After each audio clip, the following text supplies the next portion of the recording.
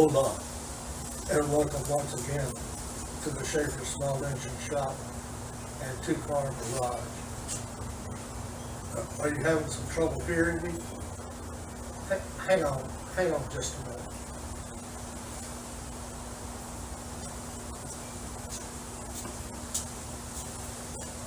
This is Retro Day.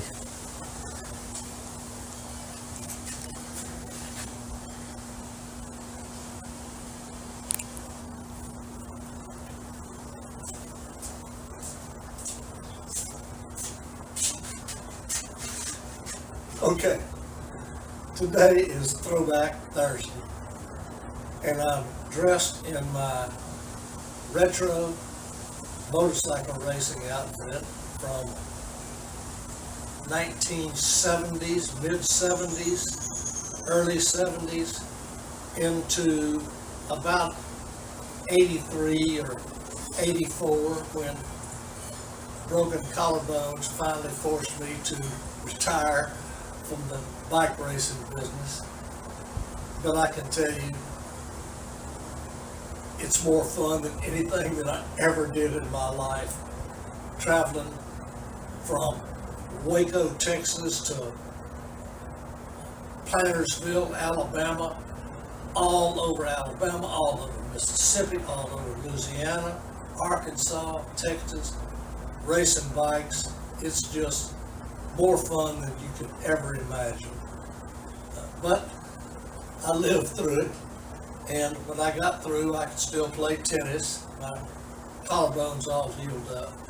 So anyway, Mrs. Small Engine Shop is up in the attic, and she finds one of my old Dusty Wheels jerseys. Dusty Wheels was a great motorcycle club here in Shreveport. We put on all kinds of races, national races, regional races, local races. We'd have people from 30 or 40 states come down here to ride our big National Enduro, the Redneck National Enduro, and it was just a hoot. I'm going to get rid of some of this gear because it's a little hot today, and we'll look at this project here.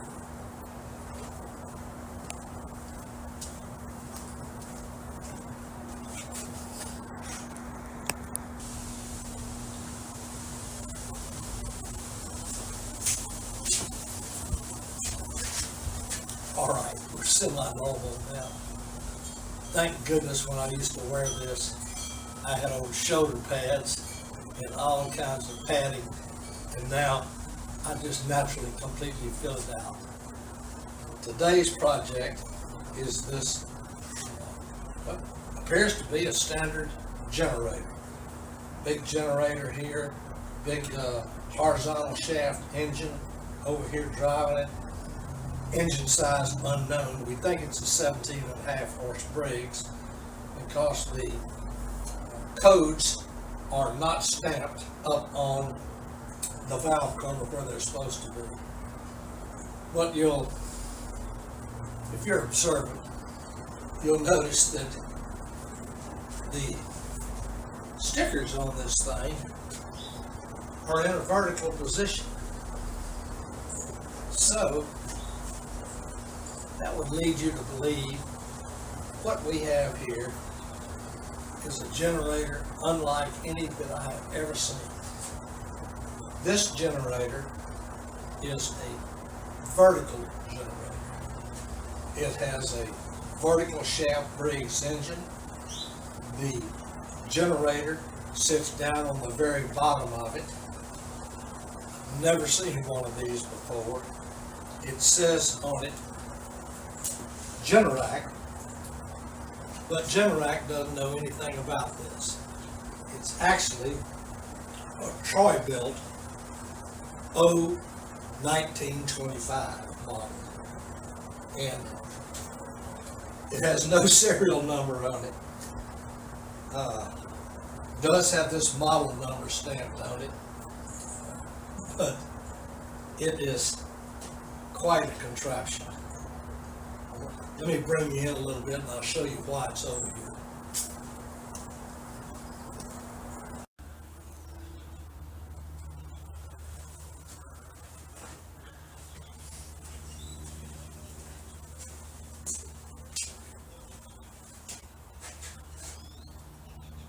again.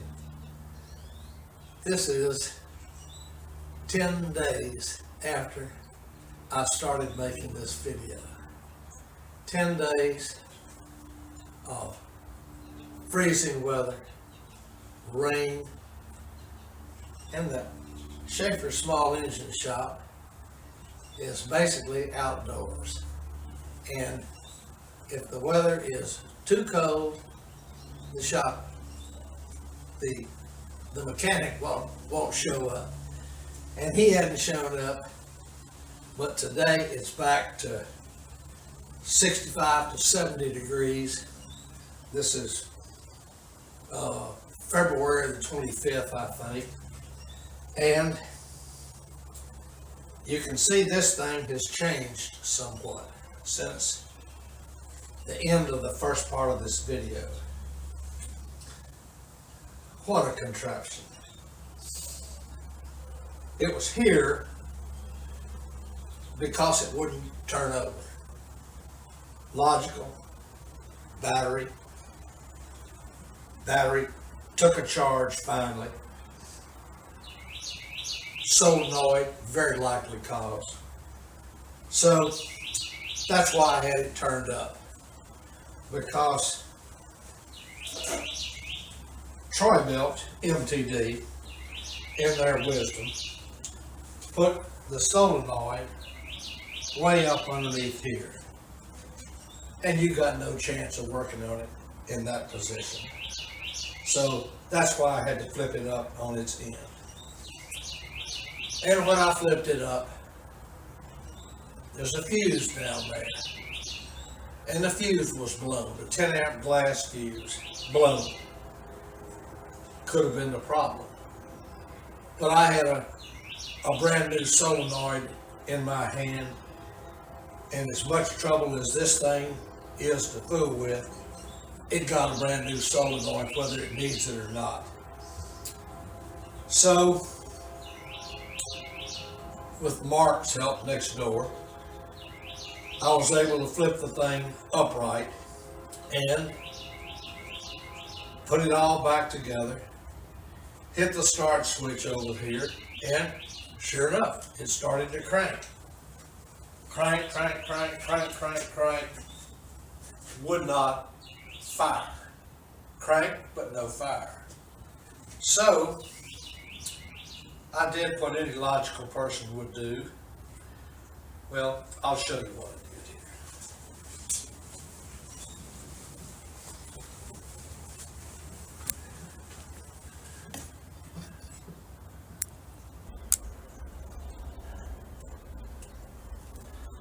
I came over here, disconnected the fuel line, cranked it up, and sure enough, stuff started squirting out of it.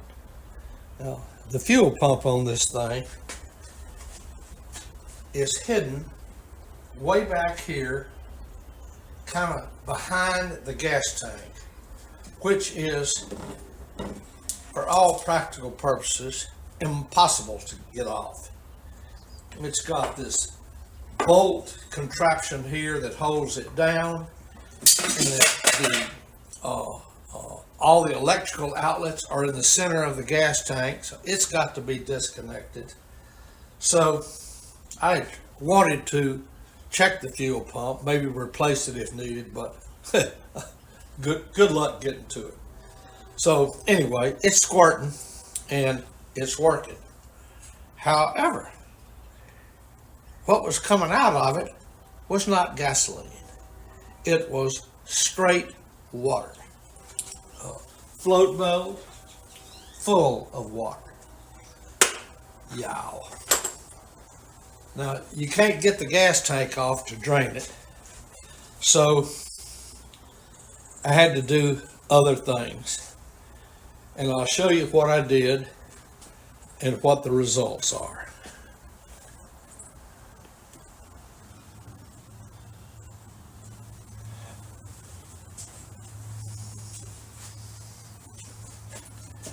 Here's the gas tank, and it's a huge gas tank. It goes all the way from here down to the bottom. getting this gas tank off to try to empty it out of the question. So I have one of these battery powered doohickeys, which work pretty good, but this doohickey won't get down in the bottom of the tank. So out it comes, it's useless. And the next step was to acquire one of these syringe siphons. And I bought one, and I rigged up a wire on it so it would go all the way to the bottom. And this extend a little bit past the wire so that it got down to the very bottom of the tank. And I can fish it down through here. And it goes right to the bottom of the tank. Now, the next step is to pull it. But this thing takes King Kong to pull it. I'm going to take it apart and see if I can lubricate these two O-rings so it would work better. But for the meantime, this is what I ended up doing. I have these tie downs, and I could get this thing down and pull with all your might, and looky here. Up comes whatever's in the bottom of the tank. Now, let me bring you in a little closer.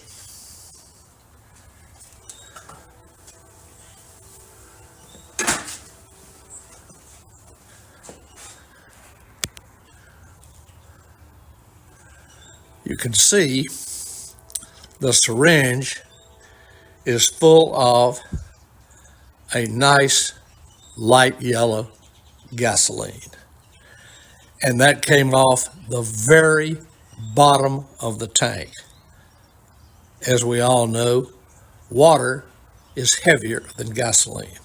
Water weighs 8.3 pounds per gallon. Gasoline's probably 7 pounds a gallon, not sure.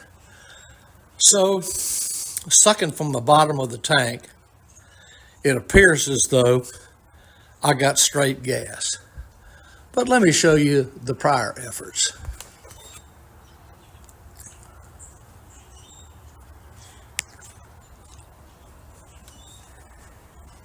Here are the original results. This bottle here, that's the first gallon that I sucked out of it. Now you'll notice that it's clear all the way to the bottom, and we got about an inch up here of gasoline. So this gas tank had almost a complete gallon of water in it. No wonder it wouldn't start. Now these are the final efforts right here, and it is about 90% gas, but it's got some water down in the bottom of it. You can see it. And I'm going to take this gas and put it back in the gas tank. I'm going to use this water here and whatever water's left in there as weed killer out on my driveway. So, and you saw what I just sucked up a minute ago. It was gas.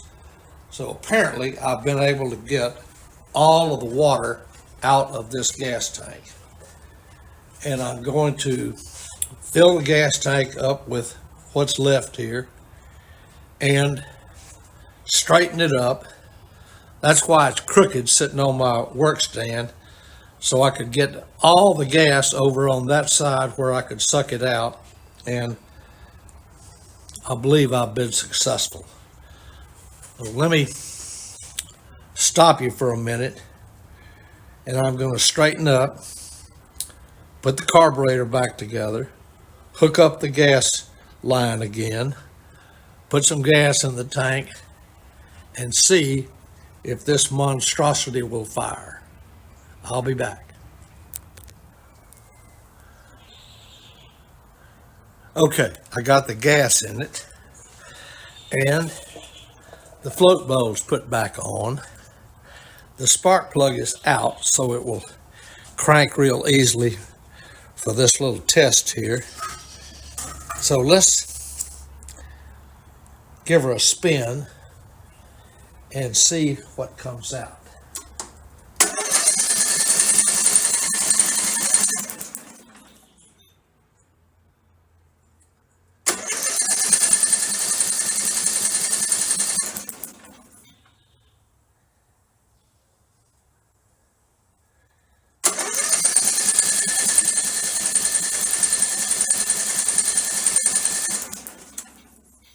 What is coming out now is gasoline.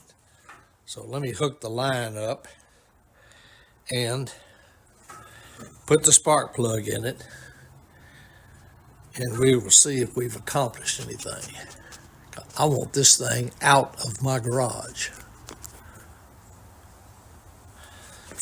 I've cranked it a few times and caught what came out in my blue plate mayonnaise jar, and it had the tiniest little amount of water in it, which could have been in the gas line or maybe even in the fuel pump. But for the most part, she's pumping out straight gas now. So let me put the plug in it, hook the line up, and we'll proceed.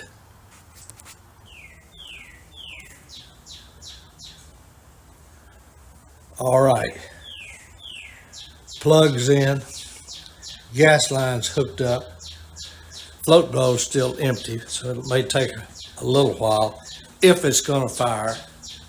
But this is the day of reckoning.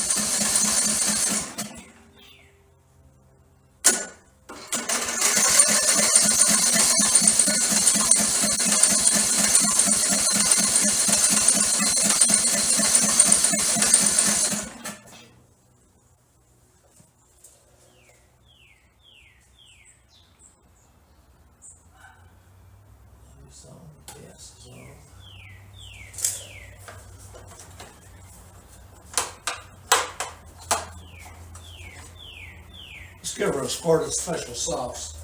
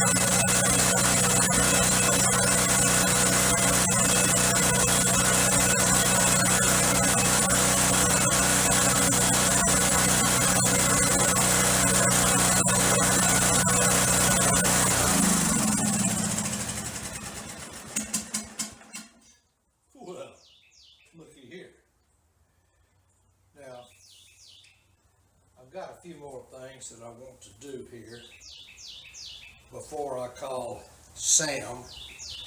Sam is my fraternity brother, and tell him to come pick this thing up and not to ever bring it back here again.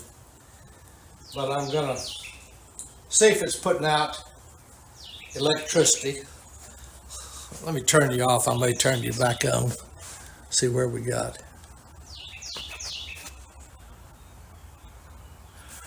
All right, let's see how she does on round 2.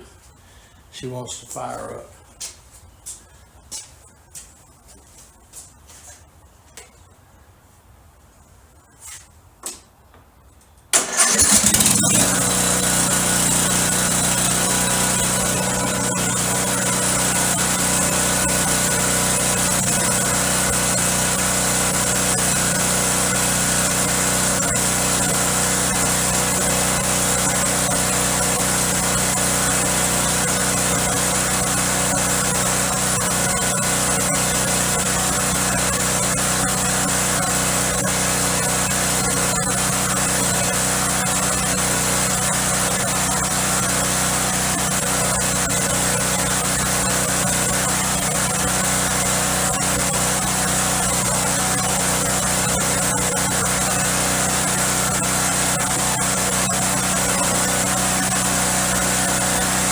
Bring you in here.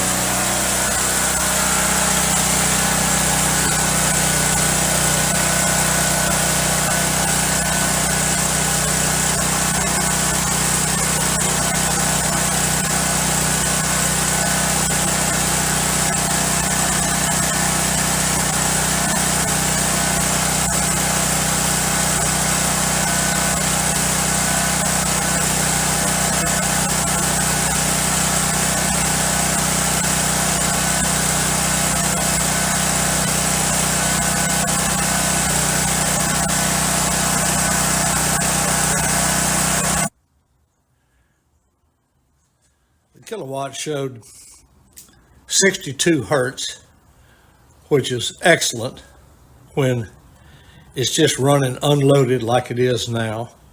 The voltage was a little low.